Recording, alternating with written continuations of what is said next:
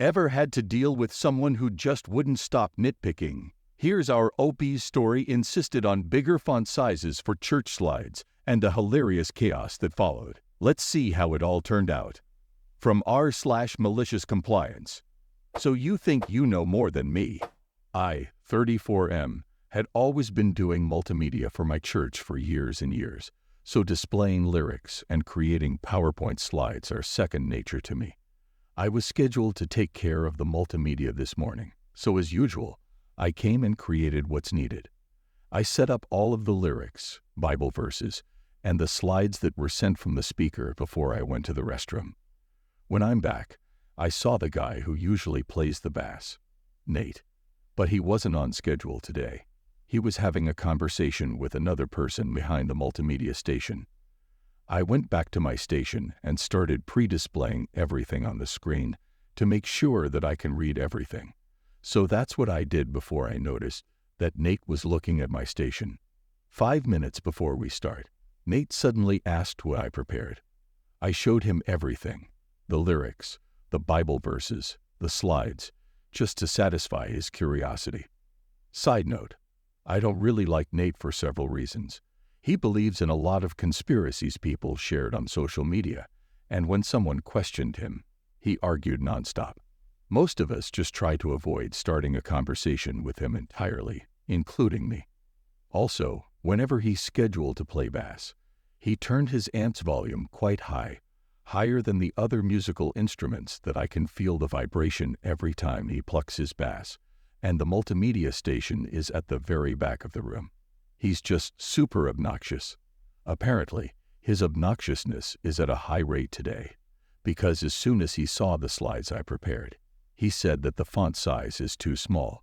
He didn't say it might be too small. No, he said, it's too small. I told him that it's fine. It's the regular font size we all use week after week, but he wouldn't drop it.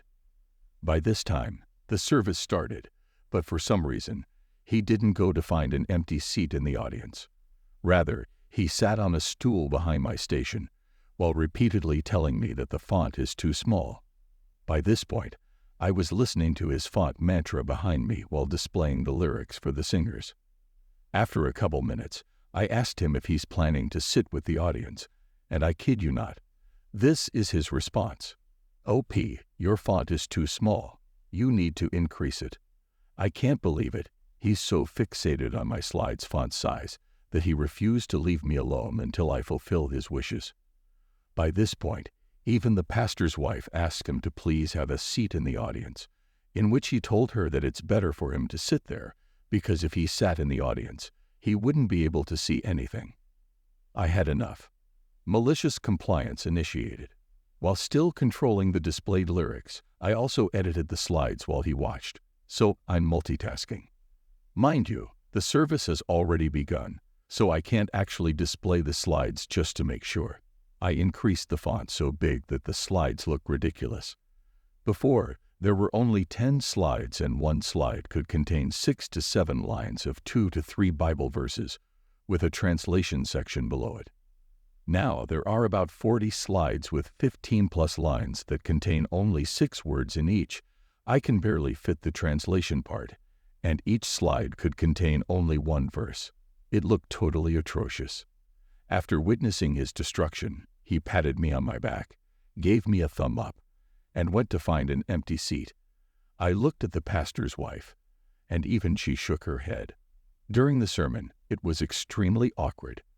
The speaker was having a difficult time reading from the screen because he kept on pausing after each line. I also have to switch the slides quicker than before because each only consisted of 1 verse, which interrupted the speaker's pace. After 10 minutes, the speaker gave up and just read from his own Bible, which most audiences follow suit. I witnessed many audiences pull up their Bible app from their phone and just read from there, even Nate.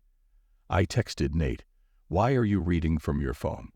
I thought you wanted the font bigger so you can read from the screen," and in response, he turned and glared at me silently. After the service was finished, the speaker approached me and asked if everything was okay, because the slides didn't look like what I usually make. The pastor's wife approached us, was very apologetic, and explained everything. Then we looked for Nate, in which we couldn't find him in the crowd. I guess he was too embarrassed to admit his monstrosity. Ever been forced to work a ridiculous number of hours? Our OP, who is a supervisor who followed orders to the letter, leading to an unexpected day off and some serious overtime pay. From r/MaliciousCompliance. Stay until it's done. Okay, I'm doing it by the book then, and getting an extra day off. I used to work as a supervisor in my last job, and was directly working with a union. Some of my managers really didn't want to deal with things when it came to workplace injuries, so I had to deal with most of them.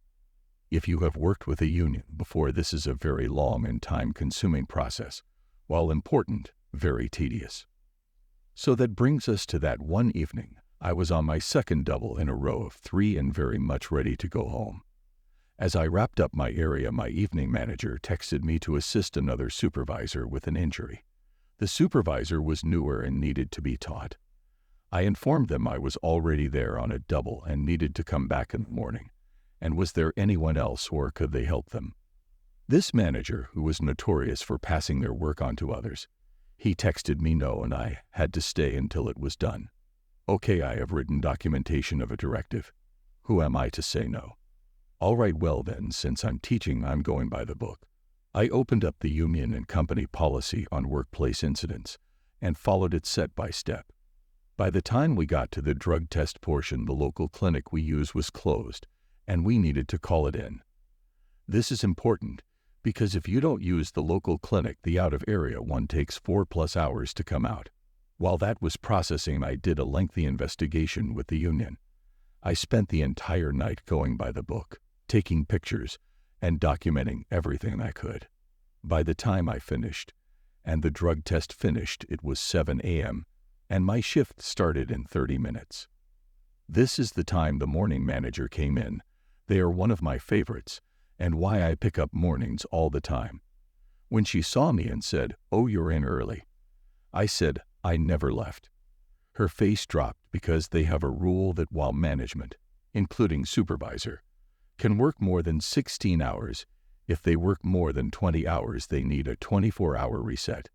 I wasn't in the union, but still hourly salaried, and got overtime over 8 hours in a day.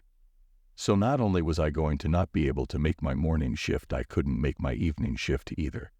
I was still going to be paid for both while being sent home. She asked me who told me to do this, and I showed her the message from the evening manager telling me to stay until it is finished. I went home and enjoyed my extra day off over the weekend. When I came back, I had an interview about the incident with the senior manager. After showing my messages, which the manager tried to delete but only did on his side, I was dismissed without any issues. The manager was written up by the senior manager, and they had to pay me my 2 regular shifts plus 24 hours of overtime. Needless to say, I stopped picking up after that, no matter how much they begged. Ever had a boss who just didn't get it? Here's a story about our OP who's a dedicated worker, a casual call, and a strict manager who learns a lesson. See how one small moment changed the workplace dynamics forever. From r/MaliciousCompliance. Focus on the work at hand, right? You got it, boss. Backstory. Another story about Sam and Murad. My manager, Sam, is extremely chill and an outstanding leader. His manager, Murad, is a stickler for the rules. I work as an infrastructure and configuration manager. I also love automation and automate everyday tasks for myself, my team, and sometimes management as well. Most of management loves it. Murad is not a fan, though. He wants me to focus on my own work and loves doing things manually. Story. This is from November 2022. My son had been ill for 2 weeks. He was on the mend but required constant monitoring to take his meds and fluids every hour. You cannot expect that discipline from a toddler. I had taken a leave for a week to focus on his recovery. In my absence, Sam had been handling most of my work. I checked and replied to emails at the end of the day. I was not required to do this, and Sam asked me not to. But I did it anyway, just to get ahead of potential issues the project might face due to my absence. At the end of the week, A management meetup was scheduled. Now, only management, team managers, scrum masters, system architects is required for the call, but this type of management meetup is a potential goldmine for automation ideas, so I usually join in. In the previous 3 months, by joining this monthly meeting and taking automation ideas that came out of them, I had saved the project and management approximately 100 hours of cumulative work weekly. The meeting started on Friday morning. It was a regional holiday for a lot of people, so most had joined from home. About 20 people had joined. I had joined as well from my home. My son was seated beside me, and I was teaching him how to play chess. The meeting didn't really take a lot of focus from me, so my son didn't mind. He was actually fascinated by most of my work, even though he was too young to understand any of it. Most of my teammates and Sam knew my son, having interacted with him during several calls. Suddenly, Murad joined the call. He usually never joined this call, as he rarely got along with the agenda or the way the call usually went.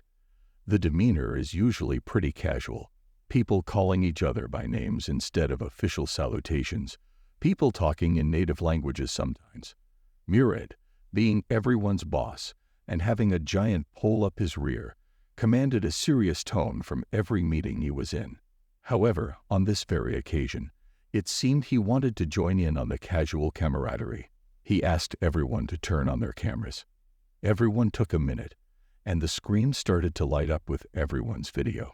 It seemed most had hastily put on a formal shirt. Sam chimed in, saying, "OP, you can keep your camera off. It's not required." Murad cut in, "OP is here. Must be to take minutes. He can turn his camera on as well."